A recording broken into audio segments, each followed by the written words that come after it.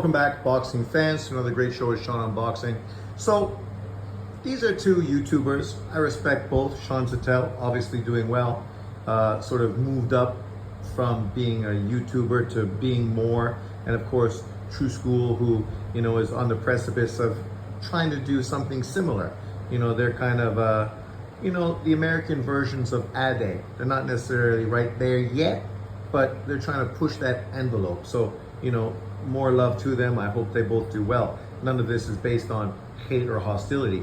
But I just noticed a lot of this American negativity that comes from American YouTubers. And these guys are two examples of that, right?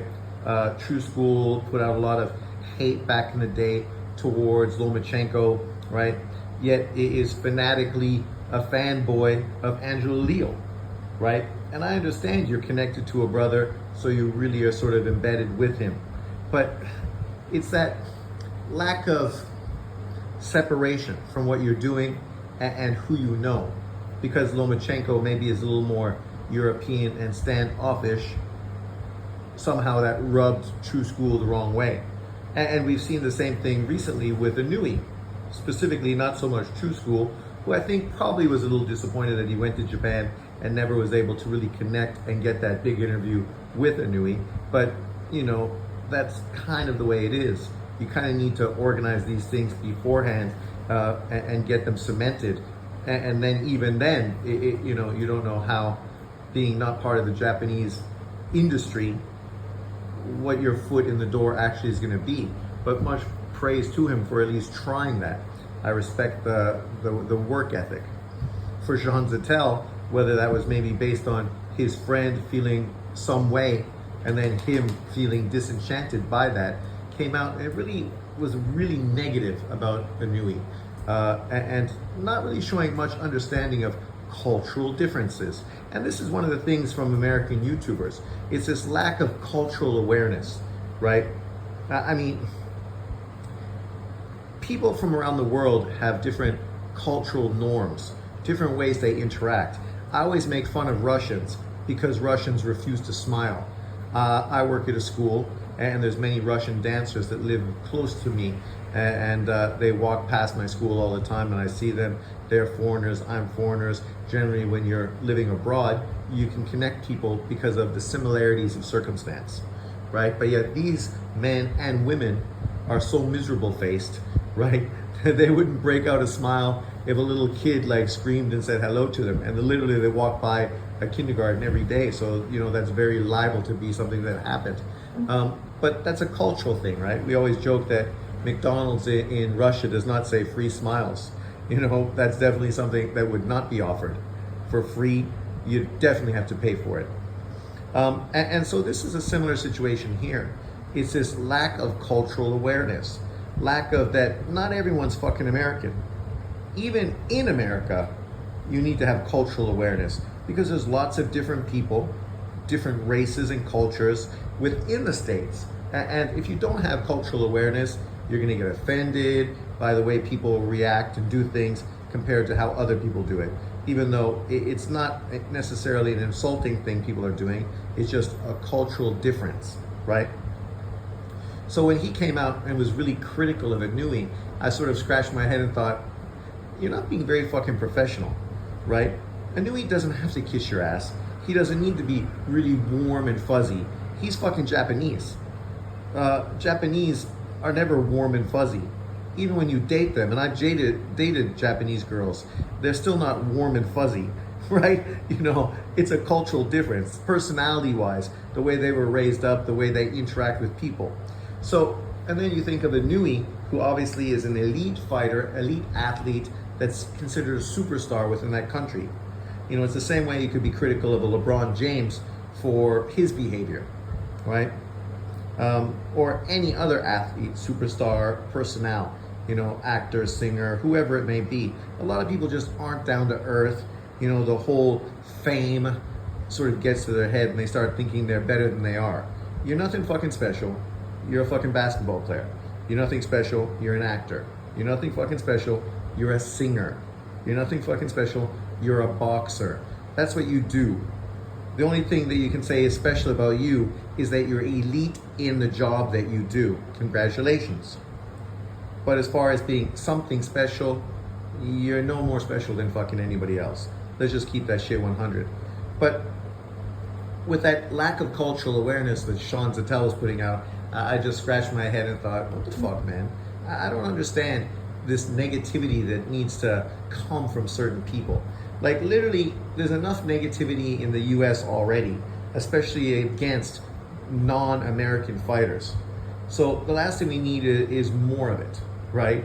It's a toxic cesspool as it is. So let's not fucking add to that. But then, you know, with this recent victory of Benavidez doing something that we've been looking forward to for years, becoming undisputed in the light heavyweight division by beating a fucking pound for pound great fighter in Bivol, a guy who'd already beaten Zurdo Ramirez and beat Canelo Alvarez. Definitely putting the stamp to the Mexican boxing fan of his greatness. And Benavidez went in there and fought great, even though he's coming off of a knee surgery. He's pushing 40 years old. He was in with the slick boxer and mover, yet he was the one basically dictating and showing the most ring generalship throughout that fight. Was the more active fighter, was the one pushing pressure throughout, and is the one I had winning. Yet, how does Sean Zattel come out post-fight, not even post-fight, literally moments after, start capping for fucking David Benavidez? And I know he's got a relationship with David Benavidez. I guarantee it. And this lack of professionalism is once again raising its fucking head, right? All at the expense of a non-American fighter. Talking about how Benavidez would beat Benavidez. Yet, sure, you can have an opinion, but do we need to come out with that fucking hot take after somebody just did something historic? Of course we don't.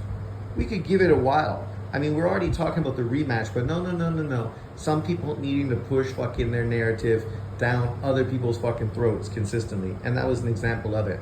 All the fucking cap for fucking David Benavidez. A guy that before 2023 literally didn't do fucking anything. Had a terrible resume with no elite names on it. Luckily for him, he was able to beat Plant and Andrade in 2023 to add some legitimacy to his resume, right? Moved up to light heavyweight, looked like against Bostic.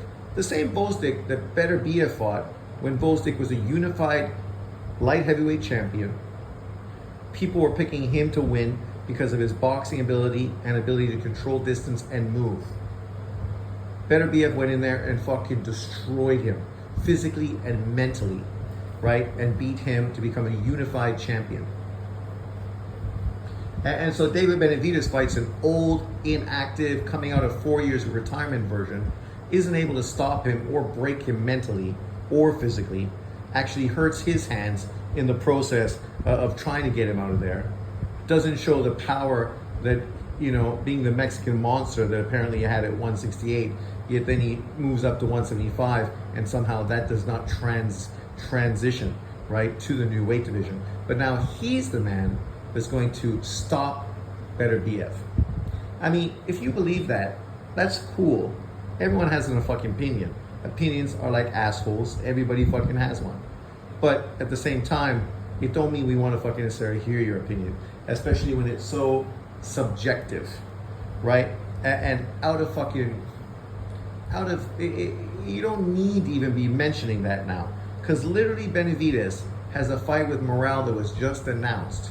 And instead of really pushing that and being happy that finally this in-house PBC fight has finally been made, and luckily it got made before one of these fighters got beat, unlike the Benavidez Plant fight, which was of course supposed to happen years earlier for unification.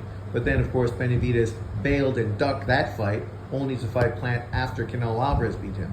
So luckily this time, now that he moved up to 175 and there's no other in-house PBC opponents for him, ultimately he's forced to fight Morale, even though you know that PBC and Al Heyman don't really want that fight, but they got no choice.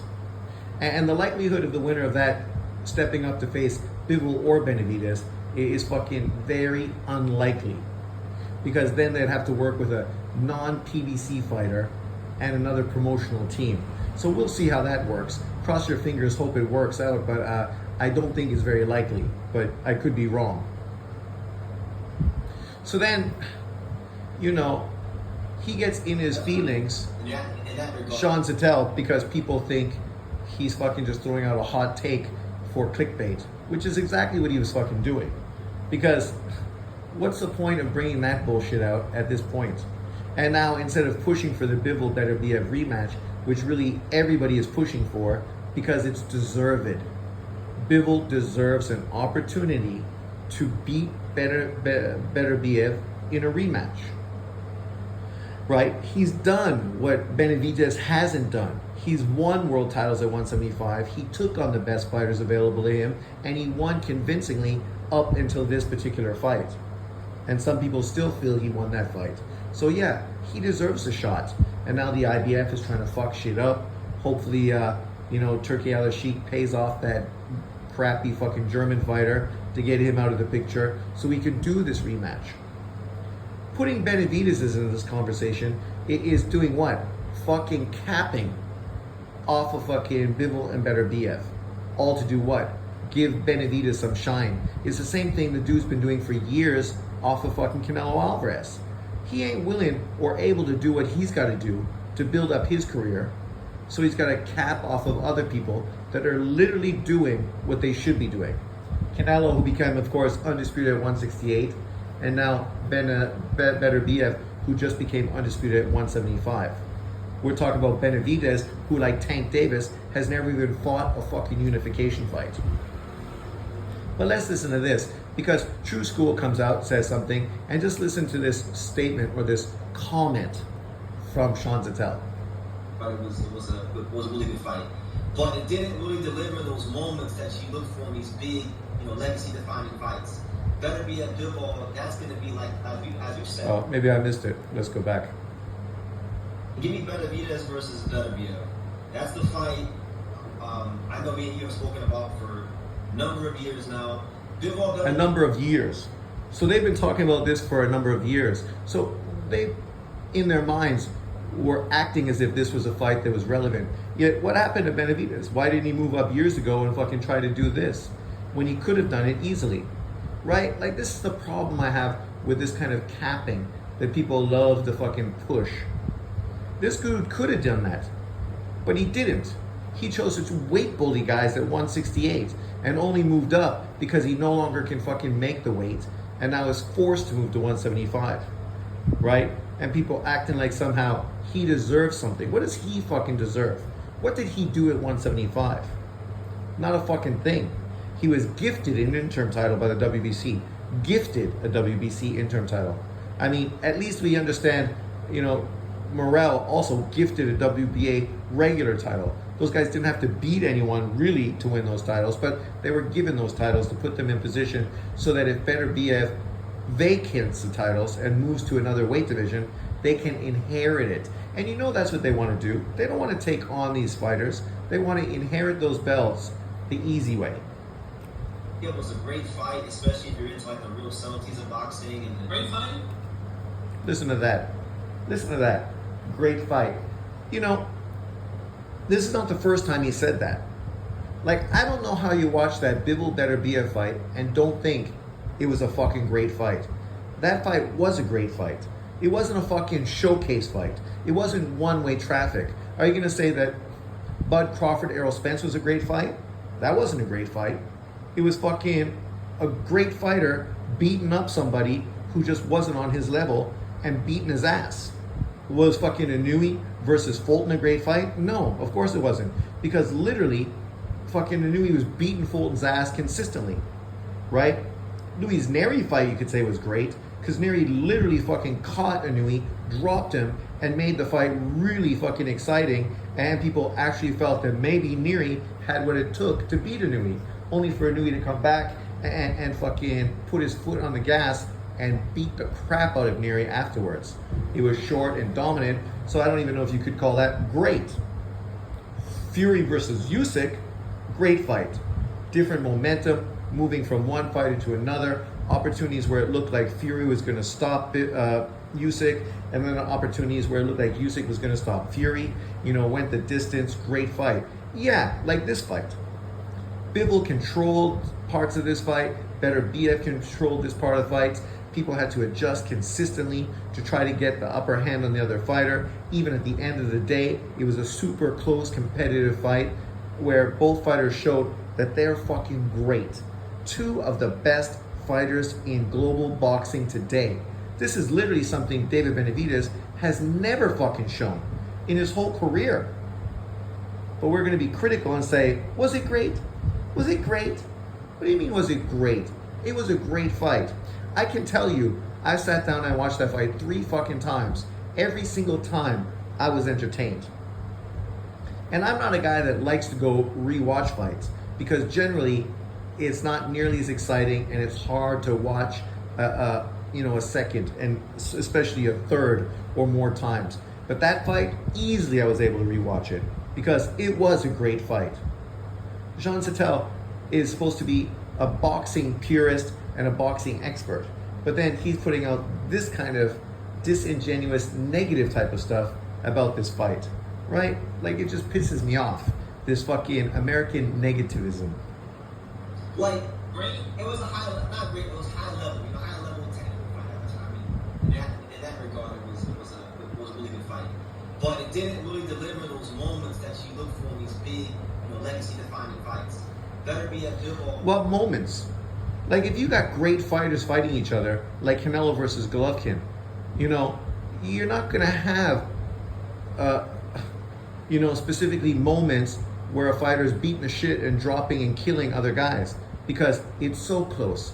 The fighters are so good that they're able to adjust. Even if they get hurt, they fucking recover so quick. They show that they're not hurt and they're able to fucking get into a position to stop that guy from following up on what he did. We know Benavidez hurt fucking Bivol. And we know Bivol hurt Benavidez. Both of them are so fucking singularly focused that they were able to take those shots, and maneuver out of the way, reset, and then just get right back into the fight, not really giving the opponent the opportunity or the thought that they were really hurt and it was an opportunity to jump on them. It was a great fight. Just like Golovkin-Canelo 1 was a great fight, Canelo-Golovkin 2 was a great fight. Were they fights like Morales and Barrera? No. But you know why? Because in truth, Morales and Barrera are not as good as these guys are. Skill-wise, they're not as good. Defensively, they're far easier to hit. They're far more susceptible. And that's why their fights are more entertaining. It's like you look at Gotti versus fucking Ward. Would you say it's a great fight? Great fight. Why? Because both fighters are very good offensively, but both fighters are terrible fucking defensively. But that's going to be like, as you said, that's going to be the battle to see who really has the biggest balls in boxing, who's the baddest motherfucker. I want to see that fight for that reason. How is Benavidez versus Beterbiev showing who's got the baddest man on the planet and has the biggest balls? Beterbiev already did everything in his career that Benavidez hasn't even fucking done.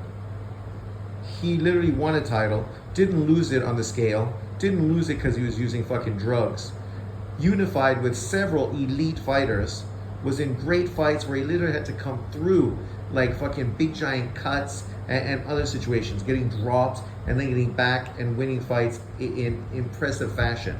And then facing the ultimate fighter, right? An elite fighter, a guy who beaten Canelo Alvarez already and beat Zurdo Ramirez.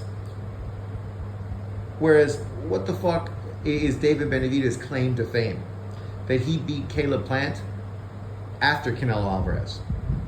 That he beat Demetrius Andrade, a fighter who didn't beat any legitimate fighter at 168, right? Never did anything at 168. And even at 160 and 154, where he was a world champion, literally never beat a world champion in his life. That's a fact. First world champion he faces is David Benavidez, and he gets fucking stopped. Yeah, and And again, I'm down for a rematch because the first fight was so close, and I think the second fight would be better. I think the second fight, both guys would be so determined to have a separation, to walk out of that ring truly knowing they were the better man. That I do think the second fight would be better than the first fight. The first fight wasn't bad, you know. It reminded me a little bit of Canelo Golovkin 1, and I seen that going around, and I agree with that. Exactly. Historically great fights where fighters were super good, super competitive. Not every fight's gonna be fucking Hagler or Hearns. And you wouldn't expect it to be. Because in truth, these two fighters have better defense than Tommy Hearns has. Right? And better defense than Marvin Hagler. Not to criticize either one of them, but both of those fighters, you could hit them, right? That's the difference between them and Bivol. Bivol is a far better defensive fighter than either one of those two. From the standpoint of, it's the summit meeting, should be an amazing clash of styles, and then the fight kind of under-delivered and had a controversial decision, even though, again, I've said in the past, hey. And then I asked this, what do you mean under-delivered? Nobody knew stylistically what would happen in that fight. Some people actually believed that Bivol would outbox better BF, expose him as being old, and be one-way traffic like Canelo Alvarez. Would that have been a better fight? Right? Would that have delivered? It would have been a more dominant performance, but that would have just shown you that better BF had slid and wasn't on Bivol's level. That's not what happened. He showed you that even though he's older and coming off of knee surgery, he's still able to make adjustments, still able to fucking grab the bull by the horns and win rounds and push the great fucking boxer in this fight. You know, I don't love this sports washing stuff in Saudi Arabia. I tipped my hat to Turkey al-Rashid for... See, and then again, this the sports washing. See, again, American fucking ignorance. Because Saudi Arabia is trying to build more infrastructure in the country that's relied specifically only on oil. Now it's sports washing. Oh, because they have fucking issues, you know, where they were negative, they have bad human rights issues, right? When Americans say this, I fucking gotta laugh my ass off. Because there's no country in the world with worse fucking human rights atrocities than fucking the Americans. Literally none. Literally, that's the split right now in the country from black Americans because of fucking slavery. But even if we push slavery aside, the only country to ever drop nuclear weapons on a fucking other country was America on Japan. Why did they drop it on Japan and not fucking Germany? Because they're fucking Asian. They are second-class citizens. We can drop a bomb on them and test the efficiency of it. We couldn't do that on the Germans because they're white like us. That's why that happened, right? And all the other atrocities they've committed around the fucking world, right? What they've done to Native Americans within their country, and Canada is no different. So I'm not just putting blame towards the Americans, but this fucking behavior, you know, where, oh, somehow Saudi Arabia has these terrible fucking human rights issues, and now them trying to build up the country as a tourist location so that they have more going on within the country, kind of like what Dubai has done, right? Dubai has become a big tourist destination. And of course, Saudi Arabia saw this and thought, we can do this. So that's what they're doing. So when people like him push this whole sports washing bullshit, it's like, give me a fucking break. The whole history of American sports is sports washing. Sports washing is so the fucking Americans don't know how they're being fucked over and taken advantage of by their government consistently. Because they're going to be too caught up in the Super Bowl, the World Series, and the NBA playoffs to even worry about how their government is raising taxes and fucking them over, sending their kids to fucking get killed in foreign countries for what? Not for any reason that's necessary, but because of geopolitics. Because we don't want Russia to put communism in these countries. We want to put dictatorship in these countries. And literally that's what's happening. But this guy's going to talk about sports washing. Fuck out of here. Better be Evan Bivol, because that fight may never happen without him funding it.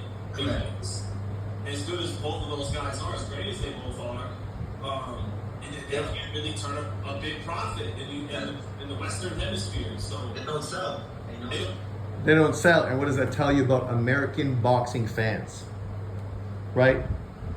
These two fighters, one with 100% KO ratio, the other one who beat fucking Canelo Alvarez and beat Zurdo Ramirez, they don't sell. And that fight couldn't be done in America because Americans wouldn't pay for the fight. Just like fucking England wouldn't pay for fucking, they might have paid, but probably not the money that the fighters wanted. Fury versus Usyk. So then Saudi Arabia has had to come in and bail these fights out. Just like Saudi Arabia has bailed out Bud Crawford, who also couldn't get fights. Took a fucking shellacking apparently on that fight in California, which lost millions of dollars, right? Which just justifies what Bob Arum was saying all along from Top Rank, that literally Bud Crawford cost me money. The amount of money I lost putting on Bud Crawford fights, I could have built a fucking mansion. People hated on him for saying that. But basically that's exactly what Turki Al-Sheikh just did, and the results showed you that what Bob Arum says was completely true. Even though that was a fucking great fight card that should have had way more attention, but unfortunately American boxing fans didn't fucking support it. Even though Bud Crawford is a black American and on all of their pound for pound list #1. Right? Like, you know, this is the problem with these people that act like America is the fucking mecca of boxing. Yet America can't fucking even promote their own fighters, can't even support their own fighters and put on great events in the States anymore, outside of a few racially fucking motivated fights that can be pushed, whether it's a Spence, a Canelo, and a fucking Tank Davis. And that's about the epitome of what they can afford to put on at a high level. But let me know what you think about this. Would you rather see Bivol versus Benavidez? Because I mean, like, give me a fucking break. Like, why are we capping for David Benavidez? Like, this dude's gonna get fucking his ass beat up by Morale. And then this whole fucking conversation is going to go fucking out the door, because then he's gonna be exposed for what he was.